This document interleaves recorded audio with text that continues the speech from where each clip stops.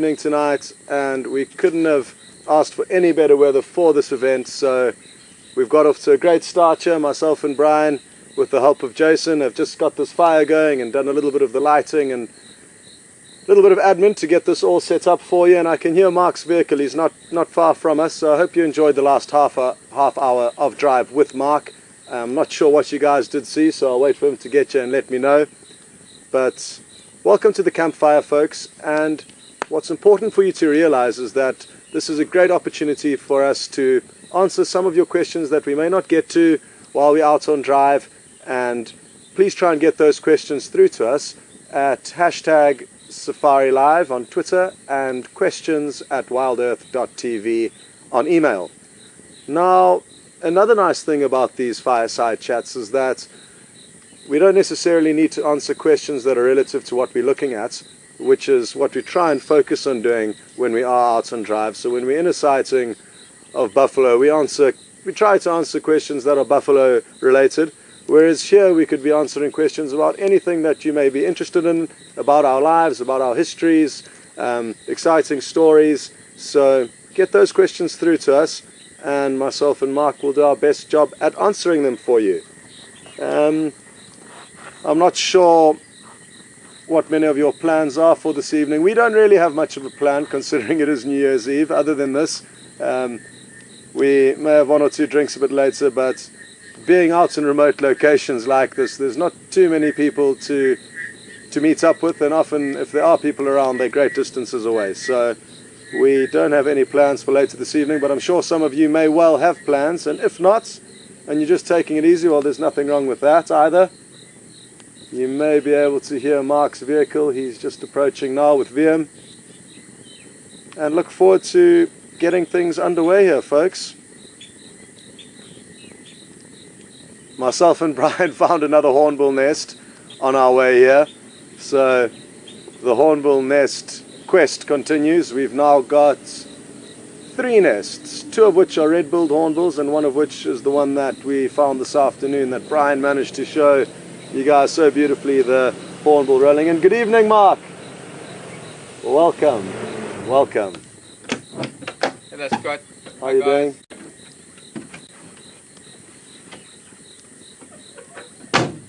Jason, could you do me a big favor, please, and just turn off the audio on the Game Drive channel? Do we want one of these on?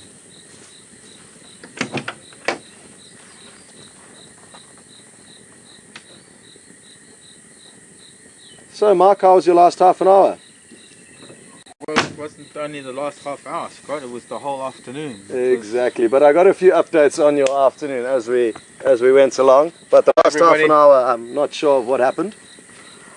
It was just a really peaceful afternoon. We sort of ventured onto WildEarthTV, and I got to see some roads and trees and drainage lines, and it was pretty awesome. Good. Yeah, it was a nice... It was a pensive time. It was a nice time to be introspective and to think about today and put it away, I suppose, because it has to be, you know, it's one of those things. 100%. 100%. Yeah. How was your afternoon?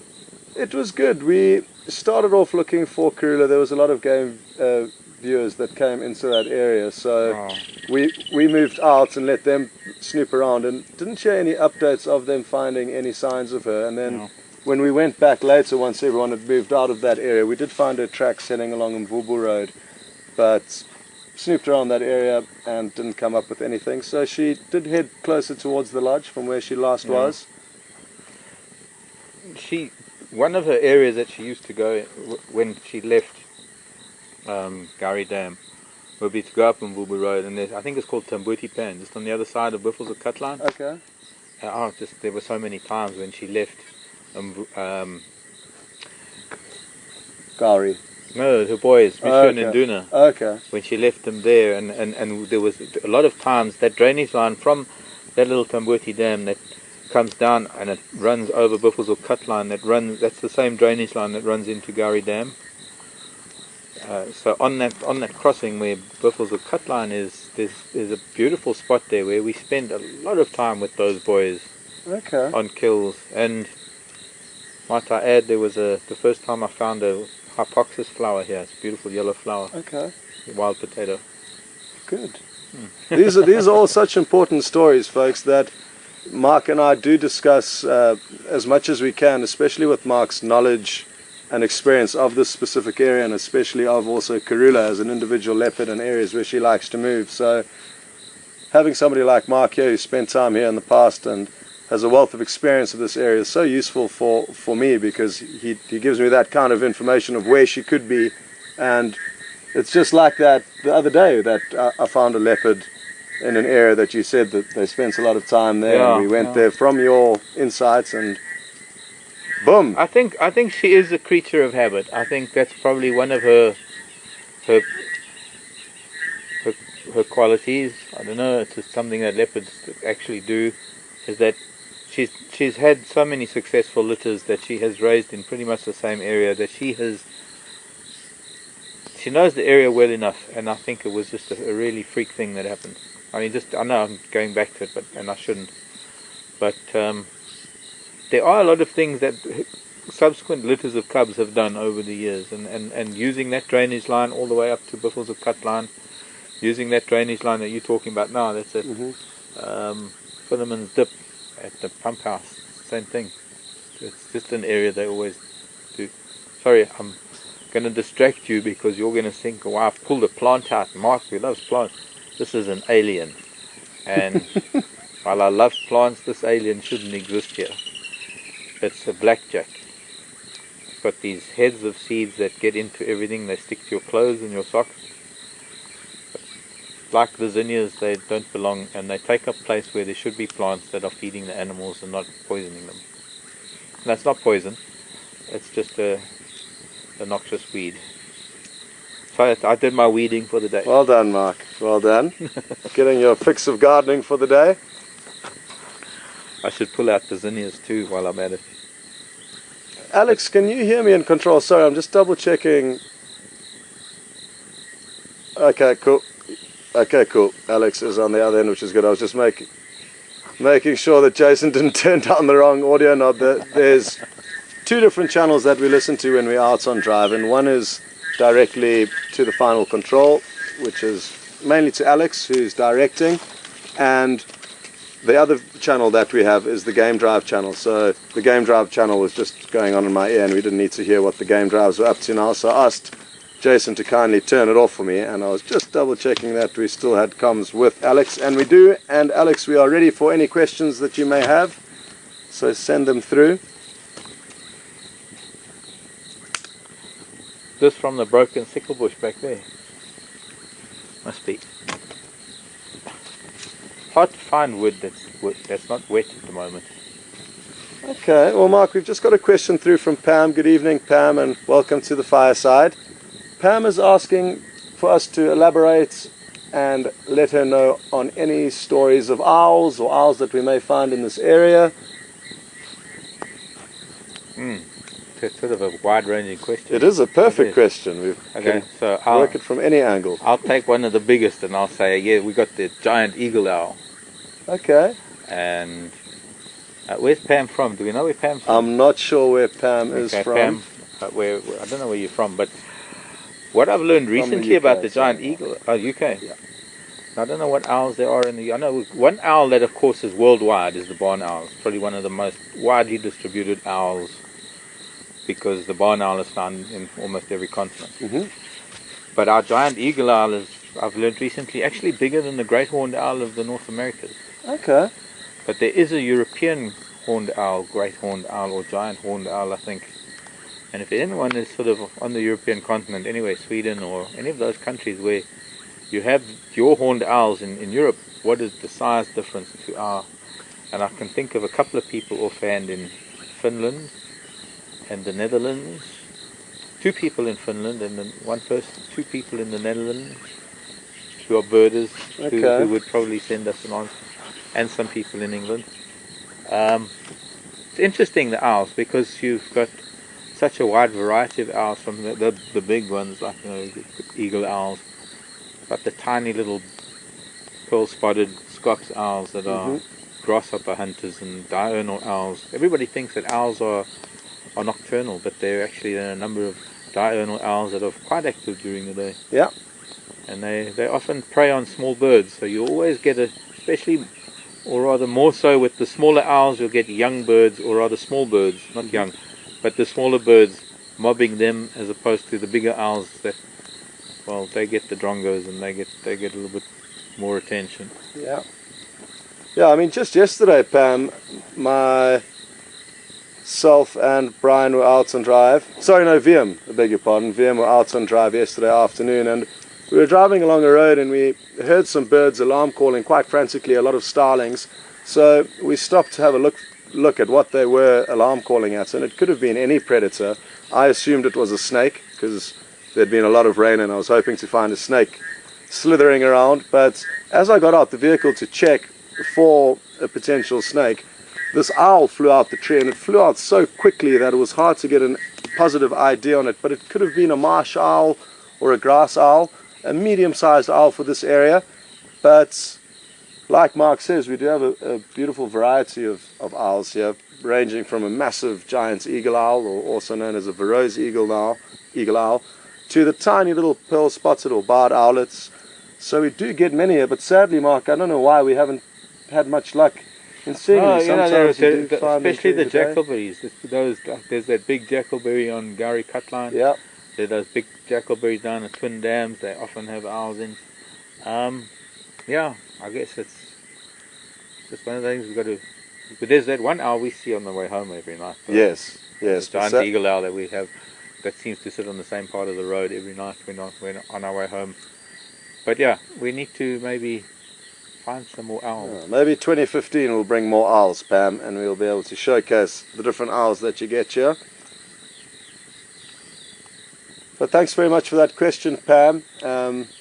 And sadly, like I say, there are many different species here, about probably 6 or 7 off the top of my head that we might be able to find here. Yeah, I think you're right. I think if we go through them, we've got the giant eagle owl, the spotted eagle owl are the 2 large species of owl. The barred owl, the scops and the pearl spotted, and the white-faced. So that's 7. And if you're lucky and you live on one of the big rivers like the Olifants River up in the north of Timbabati, up the Olifants Way, and Baluli, and well, the Olifants River is a fairly large river. Any of the large rivers actually in Africa, you've been very, very lucky to find the Pel's fishing owl. It's a unique owl. I mean, it's got specially adapted pads for catching fish, and all it really does is live on big rivers and catch fish. I've only seen one of those owls, the Pel's fishing owl. Myself. Yeah, very special birds though to see. Funny how it was like one of those lessons in life where you go hunting for something and you can't find it because you're hunting for it, and the more you want to find it, the less chance you have of finding it. It's like what happens to us when we go looking for leopards sometimes. Exactly. Because everybody, yeah, never mind. But it's one of those fables of life, I suppose. When the more you want to see something, the more you want to find it, the harder it is to find it, or the more evasive or elusive it becomes. Until one day you're just sitting at home and there it is. And that's what happened to me with the Pels and Okavango. Really? I spent so much time looking for them, and then one day, just outside the office, we were discussing the flights coming in and the guests coming in, and just stepped out of the office in Maremi, and above the office was Pels fishing, and didn't even fly away. I was just sitting there the whole day. Wonderful. For the first Pels, that was pretty awesome. You know how it is when you see something for the first, some of those things that you see for the first time, you remember that forever. And especially for us who spend hours and hours out here with great chances of seeing these animals, and even still the list can vary not only from birds but animals like pangolin and aardvark. Even though we're here day in and day out for the majority of our lives, we can go for months or years without seeing something. How often have you seen a zorilla? I have seen a zorilla probably twice, but I can't remember clearly enough. But once or twice, and I don't think I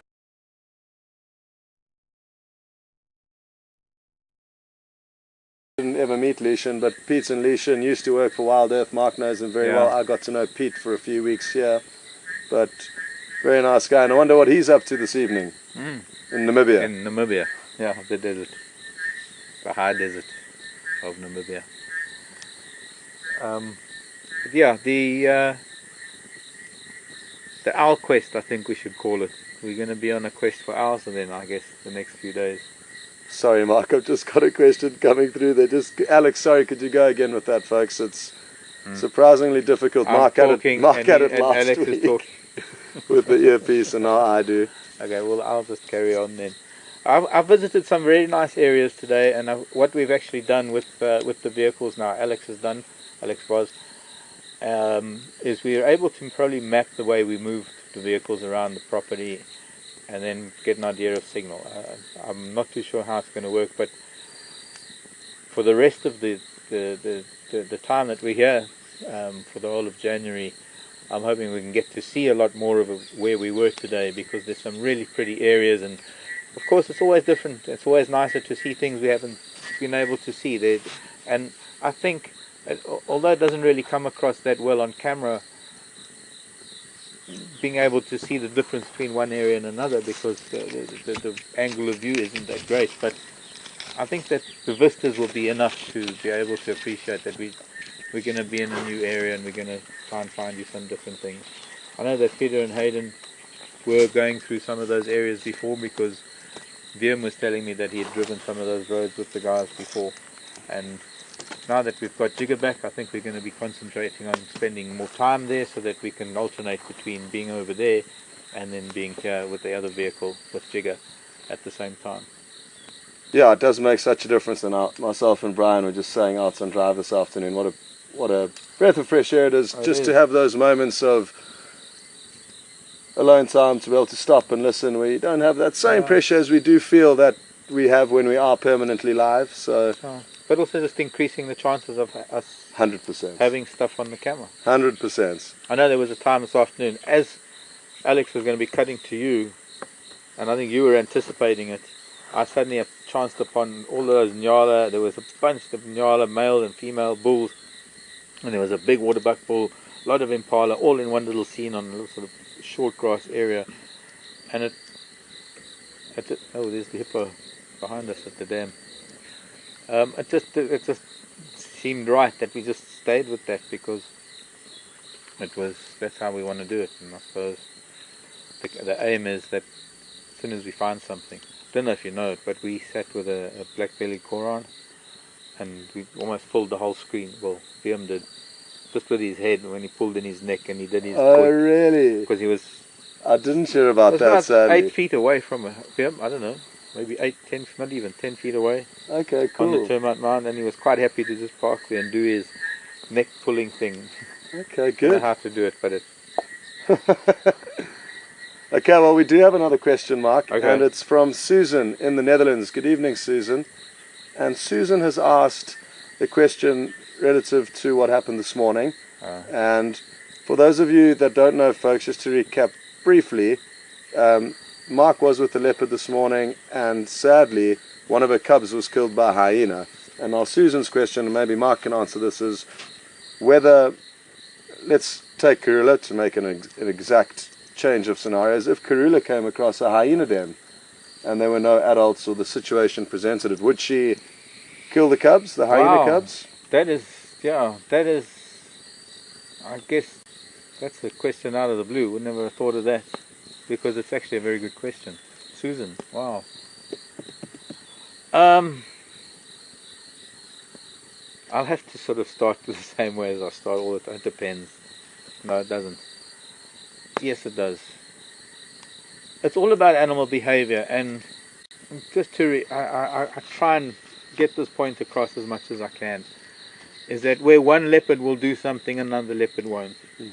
So we can't really say what one leopard would do, because there's every possibility. If you could think of every scenario of what a leopard would do, yes, there's the scenario that it would kill the cubs. Yes, there's the scenario that it would move away from them. There's every scenario that you can think of, which will be actually an acting working scenario, because a leopard would be different.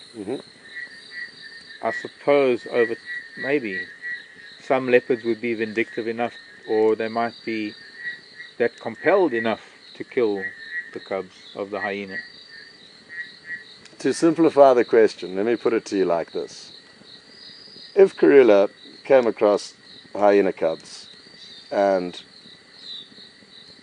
there was no adult there trying to defend it, so she had an easy opportunity to kill the cub. Would you put your money on her killing it or walking past and leaving it?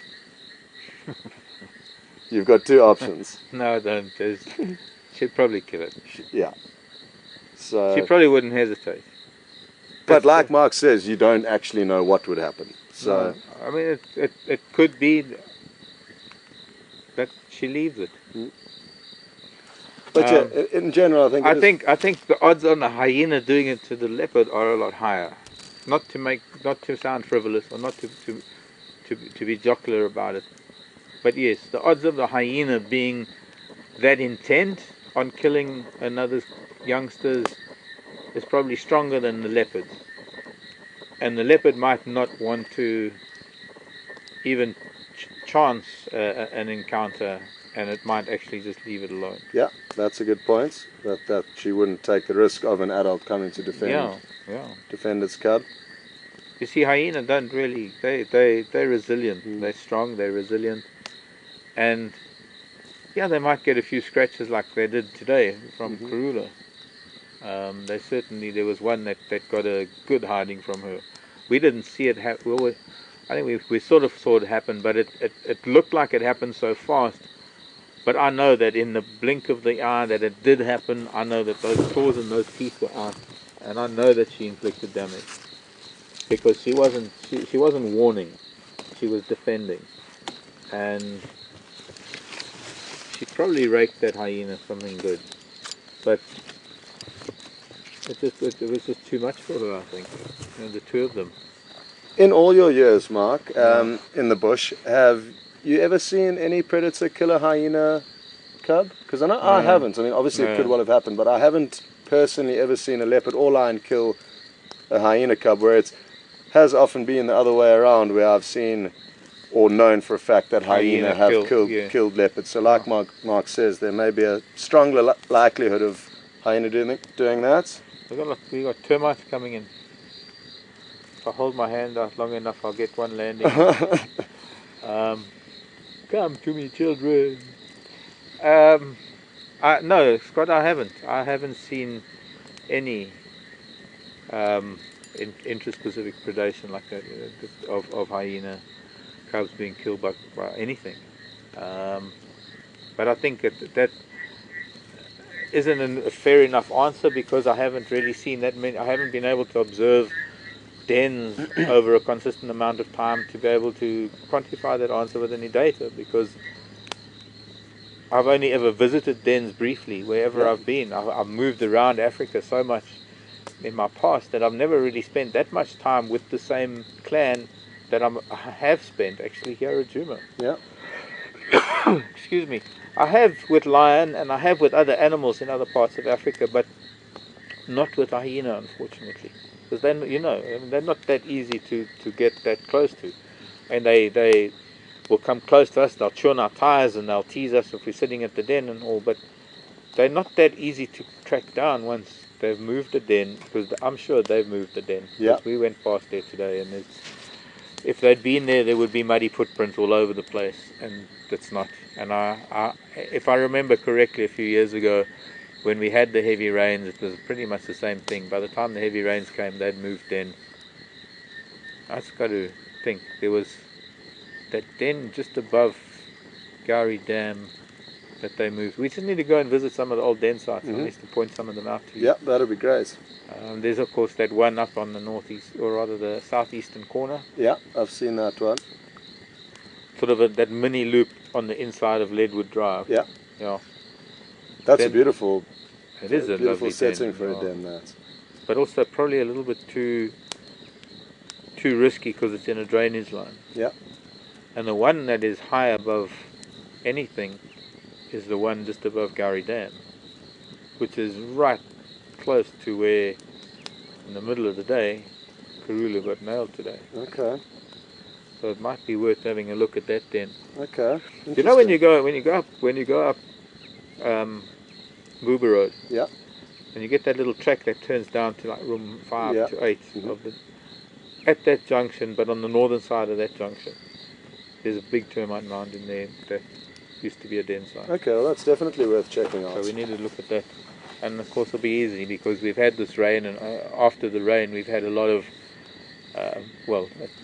the moisture has retained, the soil has retained the moisture, and so the footprints would be embedded in the mud around the clay of the termite mound, so we would be able to see whether they are Okay, well recent. Mark, we have got another question that's come through. Sadly I didn't copy who it was from, but I'll go ahead with the question, and it was somebody who was watching this afternoon, and from Ryan. Good evening, Ryan, and welcome to the Fireside Chats. Ryan is asking, I mentioned that termites, did you catch it? No. I thought you had it there. No. But these termites, reproductive termites, also known more commonly as flying ants, Yes. are highly nutritious, and I did mention that humans in different tribes and even us can eat them. Yeah. And they are edible. And somebody asked, what insects have you eaten, Mark? Because I mentioned that I had snacked on one or two of these in my youth. Are there any funny insects that you can think of snacking on? Well, I have over the years? eaten. I've been in the Zambezi Valley, where just holding a frying pan over the fire and with the light, they just flocked into the flying the flying pan. I tried them raw, but I think you've got to empty the stomach contents. I'm not going to do anything to this. It's just what I was waiting for was it shedding its wings. It's just shed its wings, and now it's going to find, here's a piece of wood. I won't do anything to a termite. These are very important creatures. In fact, the health of an environment, the health of a habitat is determined by the termite population and the colonies of termites, because of how they recycle the trace elements of the soil. All of this can be, like this big piece of marula, fungi, and that will break it down, but the cellulose, the only thing that will break that down is the gut of the termite. Yeah. So it might offer a little bit of nutrients to the soil, but nothing as much as what the termite can offer. But yeah, I've there's eaten. the Mapani worm. I tried the Mapani worm. I have a lot of them growing. Well, I live in Mapani Veld. Yeah. And it frustrates me that I have people coming to harvest Mapani worms around my Mapani trees. My house is called Mapani Grove. Oh, really? Because of the Mapanis, and I like to have the Mapani worms there, because with the Mapanis, with them in the trees, I don't get elephants. And while that might sound odd, it actually works in my favor, because when ellies come around, they break my Mapani trees, and they take away my shade, and they eat my aloes. And I love them visiting my home, and I love the elephants that I live with, but just leave my garden alone. And have you noticed that the Mapani worms definitely cause the elephants to be less likely to feed on them or break them down? Well, because they can be so numerous and they're chewing on the tree, that the tree is already in its defense mode. So Okay. elephants are less like it, in my opinion, and just in history. But in any case, the elephants mostly use the Mapani in winter when they're getting the best nutrition out of it. Yep. There's not really much point in feeding on Mapani now, because although it's very high in protein, and there's studies that have been done that it's sort of one of the highest protein producing plants, for that kind of protein for elephants. Okay.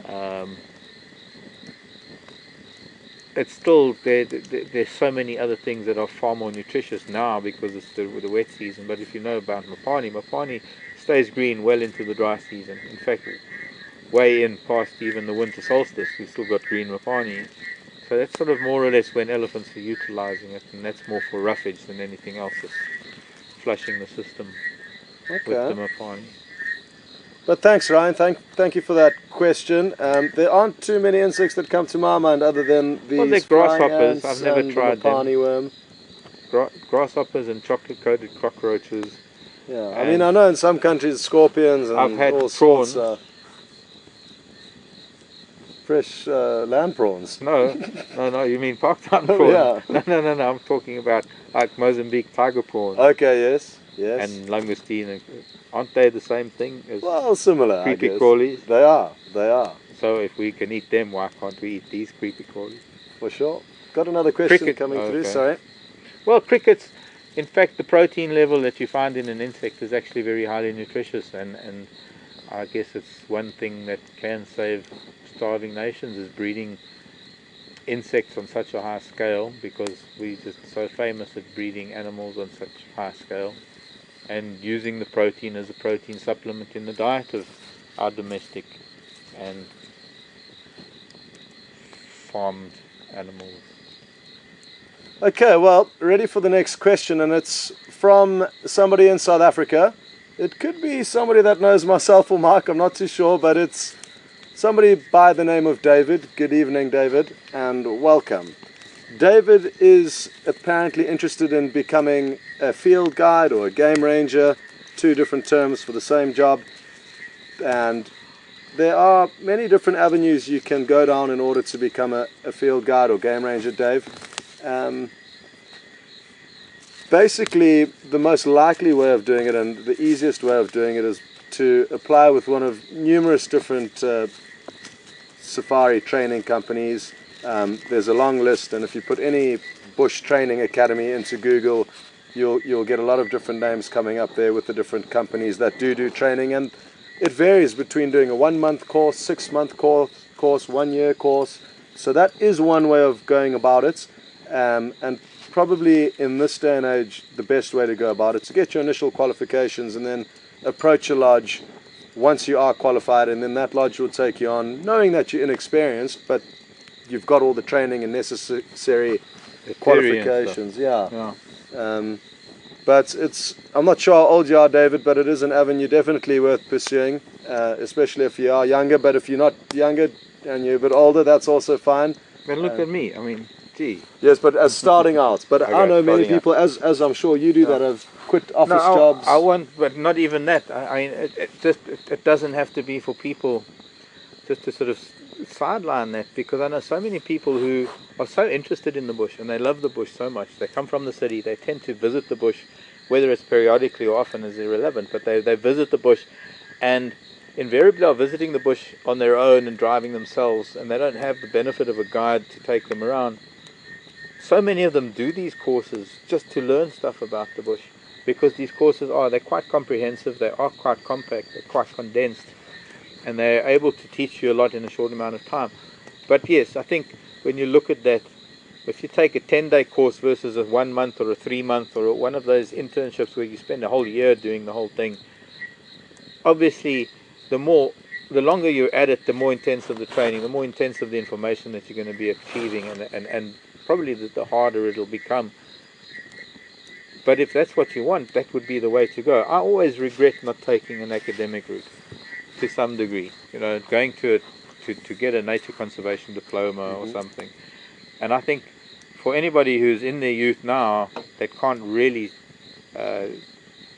afford to just try and jump into something, if you've got the time to extend your studies, to do something like a BSc in zoology or botany or ecology or environmental management, or to do a nature conservation diploma that doubles as a game lodge management diploma, something like that, something that is solid, because especially for us South Africans, we are so limited to where we can go nowadays. I was very lucky. When I started in this industry, South Africa was only starting, and it was only after South Africa's safari industry started getting, that Southern Africa started coming on board. I know Kenya and East Africa have obviously had their safari industry going for a long time, and that's why it's kind of hard to break into the Kenyan side of it. You and I have both been there. Yeah. Tanzania was a lot easier, because Tanzania only opened up to the rest of the world after Nyerere and towards the sort of mid to late 90s. I was lucky to be part of that. But nowadays, if your heart is in Africa, if your heart is in the bush, there might be places where you'll find an easy job based on minimal qualifications. But if you've got something tertiary, and you've got something with a certificate, and you've got something that's substantial, you can go to any country, and sometimes, well, for me at least, my drive was being in some of the biggest and wildest and remotest places that I could find myself, which was in East Africa and Zambia and places like that. I'm sure there are people out there, and there's no better way to do that than to have a solid academic background, that you can actually get involved in the nature side of it, the conservation side of it, as opposed to the tourist side of it. Yeah. Because I think that's a very big difference. There's there are two ways of looking at a job or a life here in the bush. Either you're in it in the tourism industry and you're entertaining people and you've got to learn management of camps and management of lodges, which is essentially a hotel type of thing.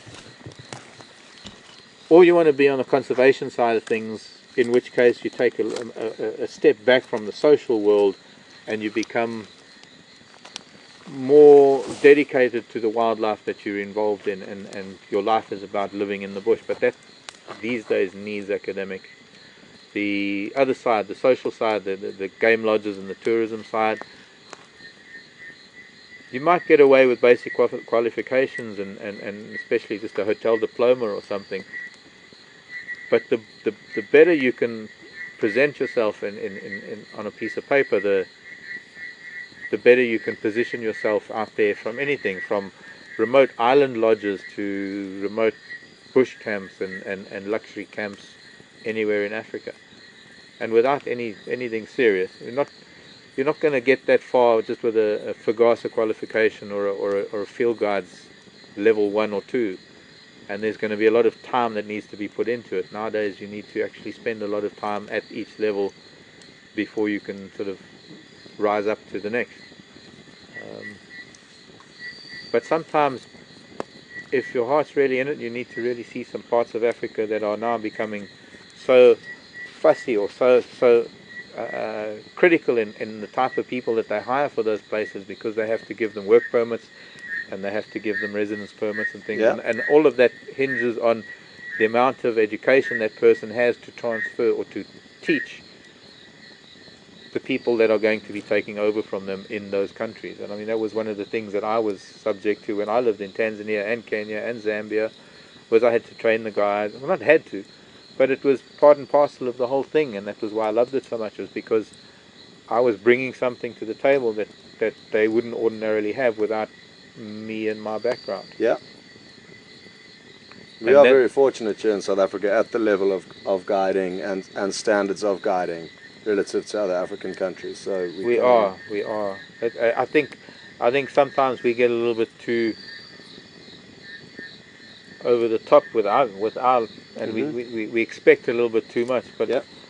You only have to guide in other countries further north from here and see how a lack of rules entirely impacts on the environment and impacts on the animal's behavior, that it becomes a pleasure to be back in a place sometimes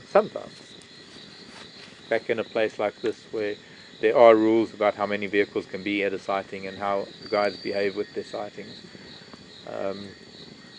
It is starting to occur. I mean, Kenya has its own guiding principle, very much the same as we have in South Africa. We have our government levels of qualifications, what we call the NQF qualifications, and then there's the Fagasa, which falls under the government the government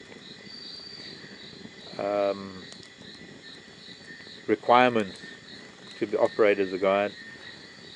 So the KPSGA, the Kenya Professional Safari Guides Association, is very similar to what we have here as Fagasa. I'd say they're a little bit more strict. And certainly in Zimbabwe, they I don't know if you know about the guiding principles. Yeah, incredible there. Zimbabwe, you've got to do a lot of stuff before you can become a guide. And it would be nice to actually see those qualities or those guidelines and those rules, for want of a better word, extend to more countries. For sure. It's hard sometimes to be able to see how some people do behave in wildlife. Okay, well, we do have another question that's come through. I believe it's Kayston in Kansas. And good evening, Kayston. I need water. I'm going to use some of yours. Help yourself. Kayston is asking how exciting it is, obviously, to when we do come across animals that we don't see often. And a story comes to mind quickly for me, so I'm going to answer that. And basically, we were on the way home from Djuma to the Manyeleti, where we stay every night, about a week and a half ago, possibly 2 weeks ago, and we spotted an aardvark, which is an incredibly rare nocturnal animal. I think, Brian, it was your first one. You had obviously seen in the Kalahari, but it was somebody on the vehicle's first time, I think. Might have been, but Alex also saw his first honey badgers. Okay. As well, under the same circumstances.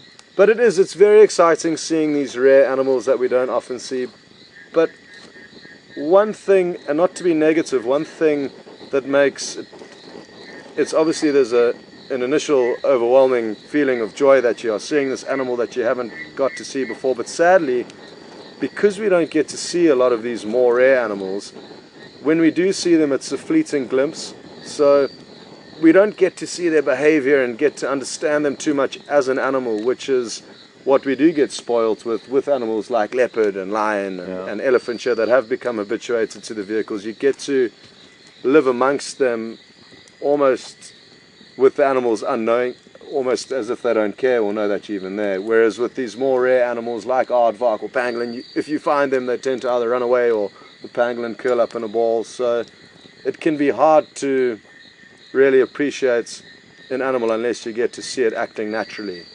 It's funny you should say that, you know, because I've had people that have experienced the difference between a place like Kruger, where you've got to stop for impala, where animals are so blasé, I suppose, in some ways about the vehicles because they know that there's nothing going to happen, that nothing's going to happen, as opposed to places like when I first got to Selous, where animals all used to run away.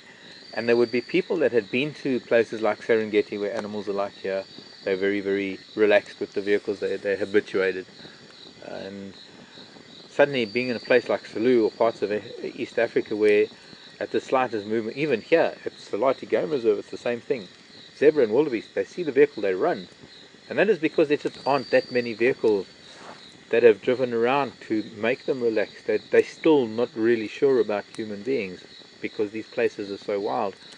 And the reaction of people that have said things like, it's so nice to see animals running away, and I'm thinking, but that's not the point. Yes, it's nice to see the animals running, but they're running away from us. They're afraid of us. We've impacted on their lives, and as opposed to watching animals like here in Kruger and around here, where you can stop with impala, you can stop with these animals and sit with them, and they engage in their natural behavior. They eat, they do whatever they do without being influenced by the presence of the vehicle. So I think it's all a matter of perspective, but I think just the reality of it is that how do you ever know an animal unless you're actually seeing it behave in such a way that your presence is not changing its behavior? And I just hope that most of the time when we find animals and we leave them again, we leave them in such a state that they aren't impacted by our presence, that we're able to watch them, we're able to spend time with them, and we're able to move along having witnessed part of their lives that we might never be able to any other way. And by leaving them doesn't change their lives, that we haven't impacted on their lives at all. I think that's sort of the be-all and end-all of what we're trying to do, is to observe things but not be an influence. And we can't always get that right, unfortunately. I mean, there are animals that will move away from the vehicles, there are animals that will react to the vehicles, but we can only hope that when we leave them, that we leave them with a positive experience. Yeah. But thank you very much for that question, and hopefully sometime soon on one of our drives we will come across one of these more rare animals that we don't get to see often, or a zorilla for Marc, because he has yet to see one, and then you'll see what it's like. You'll see firsthand what it's like to see an animal that we haven't seen for a long time. Did you ever see Gerenuk? Sorry, one more question. You carry on. No, that's fine. I was sorry. And it's hard. I go mad if I've got Alex talking in my ear and somebody trying to talk to me in the other ear. So I understand that. But I'm going to ask Scott now, as he spent time in Kenya too. But there's an antelope up there that looks like a stretched out impala. It's called the Gerenuk, and it's got an exceptionally long neck. It's not related to the giraffe, and they have this habit of even standing on their hind legs to reach very high vegetation. So it's just another way of, I suppose, of nature modifying an animal to adjust to different conditions and to maybe exploit a niche that is as yet unexploited. And so maybe every generation the neck extends a fraction of a degree that actually helps that animal survive better in a very dry season, because it's able to reach that little bit higher, and so it carries the gene for a slightly longer neck, and that just perpetuates until the neck gets really, really long. Kind of the way things work. and they are very long, and they've got these tiny little heads, because obviously as the neck gets longer, with a heavier head needs more muscle, while elephants with such big fat heads have got such short fat necks because they've got to carry such a big head. So they were probably invented first, and nature thought, well, hang on, maybe not first, but nature must have thought, well, why not just give it a long neck and a small head instead of a small neck and a big head. And Gerenok's going the same way. Did you see any Gerenok? Yes, I did. Up in northern Kenya, I saw quite a few there. Yeah, only really. Samburu. Although there were Chulu. Yes, they were in the Chulus. There was that sort of acacia felt. Yeah. After we went past the airstrip, and anyways, yeah, amazing antelope. Yeah, they are beautiful antelope. And that was the first place I saw a lot of large antelopes in East Africa. You get the gazelle. Yeah, a lot of different antelopes and gazelle, the Thompson's gazelles, grants. They were always on the airstrip there. Yeah. We found out that we actually were at the same place in the Chulu Hills in southeastern Kenya. Yeah, working at exactly the same lodge, you would have thought, just a few years apart. Beautiful, beautiful part of Kenya, that. Yeah, probably one of the most amazing. It was one of the youngest lava flows, in fact. It's an area of a lot of old volcanic activity, so there were a lot of calderas, a lot of... If you were a child and you were drawing sort of hills, you'd sort of draw these round hills and more round hills in the background, and the Chulu Hills in the southeastern part of Kenya, just near Amboseli, look exactly like that. And a lot of those are calderas and old volcanic craters, and some of the youngest lava flows on the planet, where maybe 200 or so years ago lava flowed out onto the plains, and some of the last black rhino, certainly northern black rhino, lived there. Yeah. Sorry, Alex, could you please go again with that question? I didn't hear it the first time around. And when I hold my finger on my ear, it means send the question again. Body language. We've got to do it too. We don't have tails. There was also the first time we saw things like bat-eared fox, because we don't have them here. Yeah, those are awesome animals, the bat-eared fox. Now, a question's just come through from Rini. Good evening, Rini, and welcome to the fire. Rini's asking, have we ever seen animals in an area that they are not supposed to occur? Now, I'm trying to jog my memory, and I can't think of any. Well, Nyala. Okay. I don't think Nyala is supposed to occur here. I think Nyala were all brought here. I think quarantine, well, not here as in Djuma, but in the Eastern Transvaal. I mean, all along the rivers and dry river beds, even where I am in the Timbavati, where we've just got the Msiri River, which only flows after a severe flood, we've got Nyala. Okay. Whereas we didn't have 20 to 30 years ago. And to my knowledge, Nyala sort of were brought up here from Natal, because in all my childhood there were always bushbuck, and now you don't find bushbuck, you only mostly find Nyala. Although there's still some bushbuck here at the camp. Yeah, hanging on. Fortunately, just hanging on. But there are a lot of places where Nyala have displaced them. But no, sadly, I can't think of any major, seeing I can't think of any examples, but I've never been surprised by seeing an animal in an area where it shouldn't be, but it obviously can happen. Are we talking about aliens or just animals in habitat that don't belong? I think we can open the bracket to aliens this evening. Okay. I mean, we can always talk about cheetah that we would always find in sort of open grassland habitat that I've seen in very thick bush. Yeah. But so it's unusual to see them in that habitat, but that's in itself not unusual. Things happen like that. Yeah. But if we look at the spread of the minor bird and the house crow, all the way down to Cape Town now, even in Hoedspruit now we've got the miners. They're even at Manyaletsi camp, I've seen the pairs flying around. Yeah. Well, that's disastrous if they are there, because they're going to they just have this habit of killing indigenous species, chicks, and tearing up the nest. Yeah. So from that point of view, yes. We don't have the problems like cane toad in Australia and the hares in Australia, or zebra mussels on the east coast of the US, I think it is. The transfer of species or inadvertently even by man, whether it's on purpose or not, where they proliferated. We're only talking animals here. Animals and aliens, I think, like you said, we've got aliens open to that. Or are we talking about extraterrestrial like beings can't. plants too? I think it was just animals. But Alex, let's try and squeeze in one more question before the end. We've only got a few more minutes, folks. It goes quickly. It does go quickly. But we only just sat down.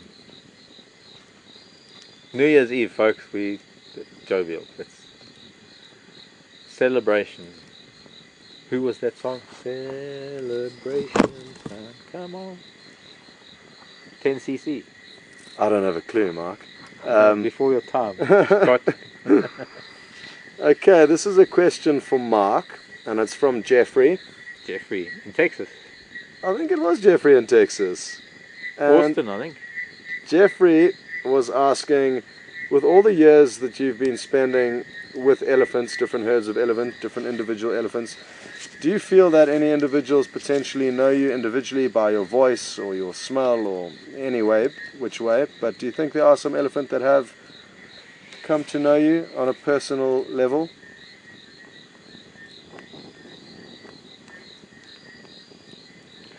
Well, yes, I do. But then that's what I think. But whether they do or not it's up to the elephant to know. Yeah.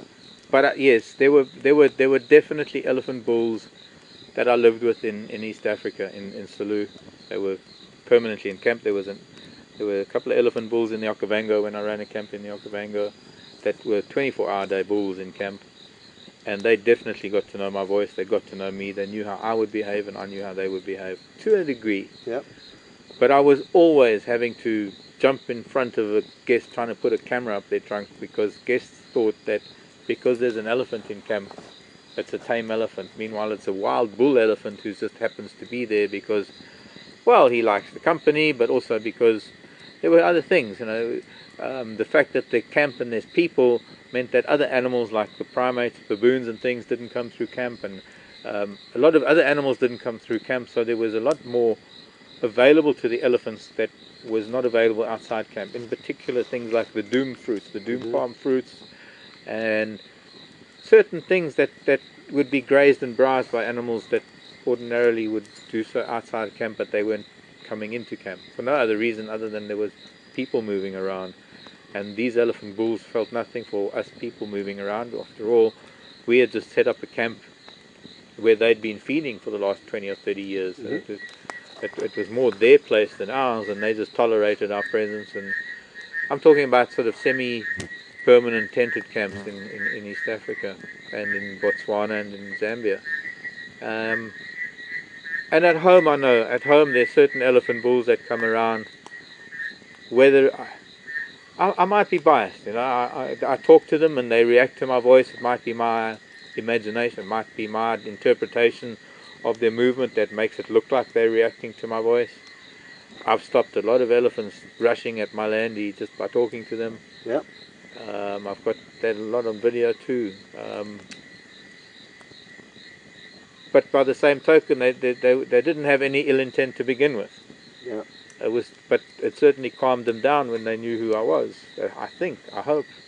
But there are a lot of elephants that over time in different places that I've lived, there are elephants that I've seen regularly over lengths of time that, as long as my behavior is consistent, they know where I'm coming from when I'm in their presence. Yeah. So they react to me in the same way and they know that certain things that they do I won't react to, like the foot stomping and kicking sand in my face and ears. That doesn't work anymore, dude. You've been through that. Get over it. Yeah. It would be so interesting to know, though, and like you say, there is no way of ever knowing whether they do. Well, there were a few incidents. I mean, I've had a few incidents with a particular bull that I know is Joseph, and I found, funnily enough, a lot of photographs of him because I've spoken about him over the years, and just this year I managed to get all my books and all my stuff up from the Cape that had been down there in storage, and amongst that were a number of photographs, albeit sort of flood damaged around the edges from the 98 floods that we had in Tanzania. It made these floods here 2 years ago look like nothing at all. But maybe I'll be able to sort of copy them and put them on. But he was an elephant that he almost would listen to me. And there were many occasions that I had to move him because he was in the way of things, or he was imposing on guests, and he needed, and I would say, Joseph, come on, and he would follow me. Really? Yeah. And we had a swimming pool. It was one of the, this is in the Selous Game Reserve. Just to let you know, sorry to interrupt. No, well, we'll just go over 1 minute. Otherwise, I'm going to stop the story now. No, carry on with the viewers saying, carry on with the Selous. No, sorry, folks, we got to go. Next Fireside Chat, we'll catch up next year. Okay, quick one. We had it was just one of those holes dug in the ground with a sort of vinyl lined metal frame as the swimming pool, and it had a shade cover cloth. But to keep the elephant in, I think I'm hearing an elephant. To keep the elephant and the hippo out, we had this pole fence that was made out of Terminalia poles, because up there you get the Terminalia spinosa. It's like leadwood. It's hard and it's solid. And those poles were about this high off the ground, so that smaller things could move through, but the elephants couldn't come in towards the pool. And so people would feel safe being inside, especially when Joseph or Frank or Alfred or whoever the elephants were at the time. But one day Joseph got into the pool area because there were doom palms hanging over it that would drop their fruits. Nothing else could get to those fruits, but he was tall enough and big enough that he could actually lift his legs over the poles. And there was kind of like this entrance for humans to get in that was very, very narrow, but it was almost like a V. That it wasn't a straight entrance, you had to go in as a V. And Joseph was inside the pool area. There were actually people in the swimming pool, and I had to get Joseph out of the pool area because people were moving around. And it was all caught on video, and I wish I could have that video. But I walked in there and I said, Joseph, it's enough now, come with me. And I led him through this little stile where it's sort of a zigzag to get out. And the right side, I can't remember, it was like right or left side legs would go through that, but he would sort of like a hurdle, he would lift his leg over the other poles and then get the leg through that area. And he followed me out and stood outside that area and let the people go through the other way and get off to lunch. It was, so there have been times. And I think it just comes with familiarity because we're in the same space. I never went back to any of these places to find out if they remembered me, and sadly Joseph and all his mates met a really harsh end to poachers in Selous, because that's what Selous is. And I have to live with the fact that these are elephants that I kind of habituated or got used to humans, and they were probably some of the first elephants to be poached in the newest wave of poaching. So it's hard to, it's sometimes best, you've got to just stay detached. As much as you love the bush and as much as one loves the animals, the more you love it, the harder it is to let go of it when things like that happen. So sometimes it's just better to stay somewhat detached and have that understanding that you can love it, but don't hold it so close to the heart. Yeah, that is a good point. Well, folks, that is a wrap. We went over a few minutes so Marc could finish off his story, and I'm glad he did, and I'm glad we're still here. But from myself and the rest of the team who are actually going to come through, just so you can see their faces quickly, from Brian and Jason and Viam, they'd just like to come and show their face quickly. Son, Jason. How's it, Viam? What's up? I think Brian, is Brian coming? Viam. Yes, he is. He's going to abandon the camera temporarily. Cameraman And today. we all just squeeze onto the log to wish all of you Happy New Year. So we're going to do this like a 1, 2, 3 thing. we might have to do a 1, 2, 3 Happy New Year. So Yeah. Should we, any of you know the duck dance?